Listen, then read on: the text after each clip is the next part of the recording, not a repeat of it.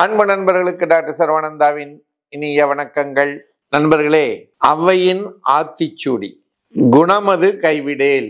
நம்முடன் இருக்கக்கூடிய நல்ல குணங்களை எக்காலத்திலும் எக்காரணத்தை கொண்டும் கைவிட்டு விடக்கூடாது என்று சொல்லுகிறாள். நாமும் அப்படியே நடப்போமாக.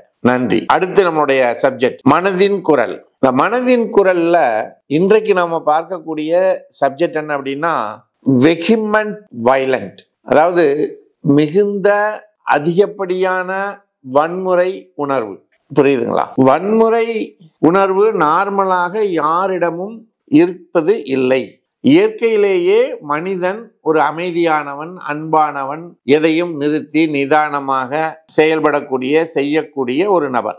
அவன் யாருடைய வம்பு தும்புக்கெல்லாம் போக மாட்டான். ஆனால் அப்படி அமைதியாக இருக்கக்கூடிய மனிதனுடைய இயற்கை நிலையினை மாற்றக்கூடிய செயல்கள் நடந்தால் அவனை தொடர்ந்து துன்புறுத்தக்கூடிய, அவமானப்படுத்தக்கூடிய, வேதனைப்படுத்தக்கூடிய செயல்களை ஒருவர் செய்கின்ற பொழுது அவன் கோபத்துக்கும் ஆத்திரத்துக்கும் மிருகத்தன்மையான உணர்வுக்கும் ஆட்கொள்ளப்படுகிறான்.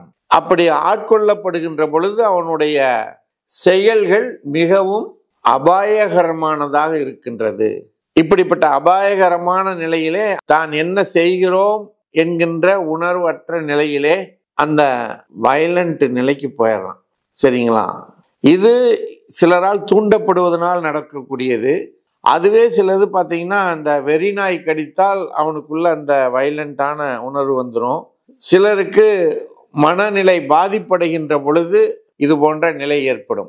இப்படி பல்வேறு சூழ்நிலைகளில் ஒரு மனிதன் வயலன்ஸ் நிலையை கடைபிடிக்கின்ற நிலை ஏற்படுமானால் அவனை மாற்றுவதற்குரிய, இயற்கையான நிலைக்கு கொண்டு வருவதற்குரிய மருந்துகள் ஹோமியோபதியில மிகச் சிறப்பாக இருக்கிறது நண்பர்களே.